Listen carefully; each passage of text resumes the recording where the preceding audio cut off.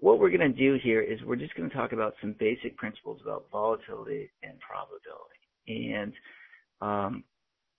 first and foremost, I'm just going to show you my settings, and then I'm going to explain to you why I'm using these settings within this chart and how that could potentially help you, obviously, with volatility and probability. And what I'm going to do here is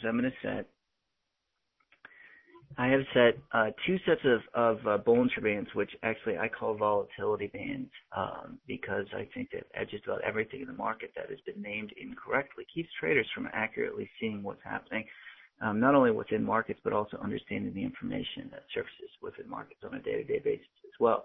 And volatility bands or standard deviation bands are exactly that. They're measurements of volatility and standard deviation.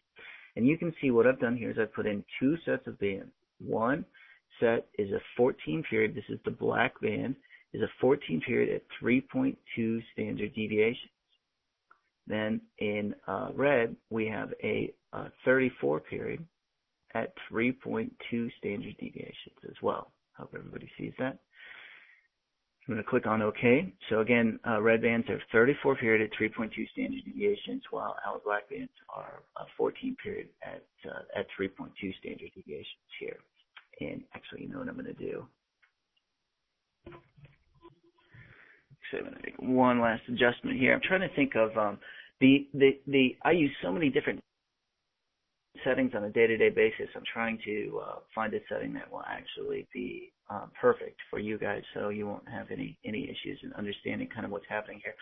So what I've done is I've just changed the setting of the red bands here from 34 to 1.25 standard deviations.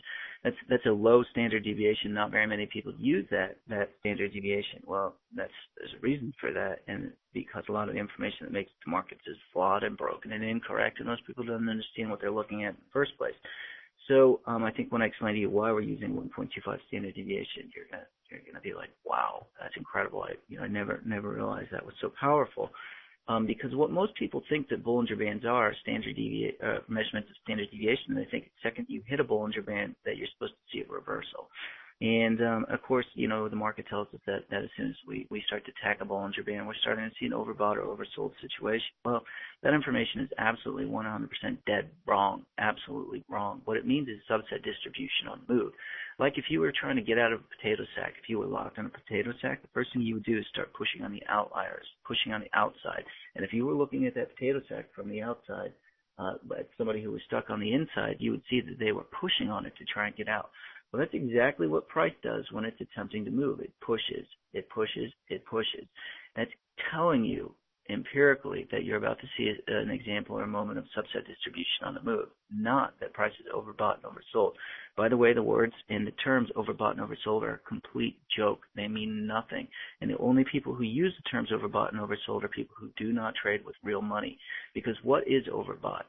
It's nothing. It's a generalized term of nothingness. Overbought can be anything, and oversold can be anything. And so when you hear people talk about indicators or oscillators that are overbought or oversold, it's because they really don't understand what the indicator oscillator is telling you. And I'll show you a perfect example of that really quickly here. You see, we have two CCIs in this window here, and what you're going to notice is that in terms of CCI, we're commonly taught that a move above positive 100 is overbought, and a move above or below negative 100 is oversold, right? That's just the way it is. That's what you hear. Well, you'll notice something amazing here. The entire time that we saw this big trending move kick off, we traded above, or we kicked off above on a 14 period basis. You can see I have in blue, I have a 14 period. In red, I have a 200 period. 14 period, 200 period. Why am I doing that? 14 period is for short-term trading action. 200 period is for a gauge of trend. And you can see when we kicked off this trending move, our 14 period traded above positive 100. Does everybody see that nice and clearly? You should. And so obviously when this was the overbought situation that you're normally taught, then all of a sudden when we failed back below 100, notice price kept going upward. Why is that? Because it was a subset distribution on the move. It was never overbought or oversold. Those terms are a joke, and the only people who use them are people who don't trade with real money. because I don't know what they're talking about. Because if you're trading above 100, it means you're trading above the first standard deviation. And a move outside of the first standard deviation of a distribution means subset distribution on the move. Now notice something even more amazing.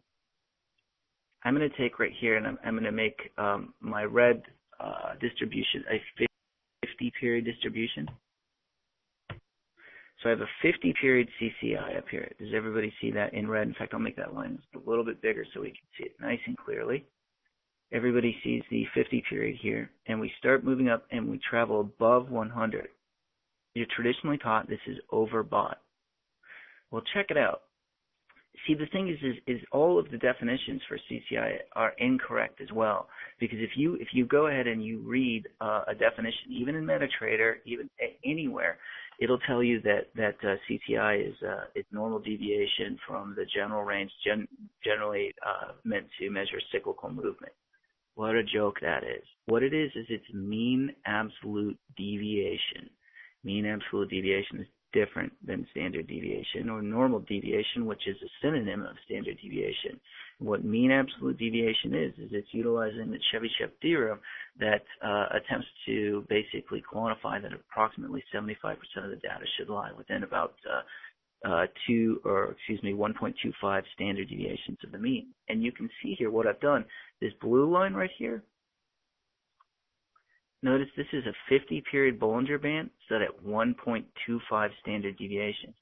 Now look at this amazing occurrence happen. When 50 period CCI moves above 100, price crosses above that 1.25 standard deviation at the exact same time. And then you can see as we start traveling upward, the second that price kind of comes back below that 1.25 standard deviation, again, we're on a 30-minute basis here. Look at what happens. Our CCI comes back below 100.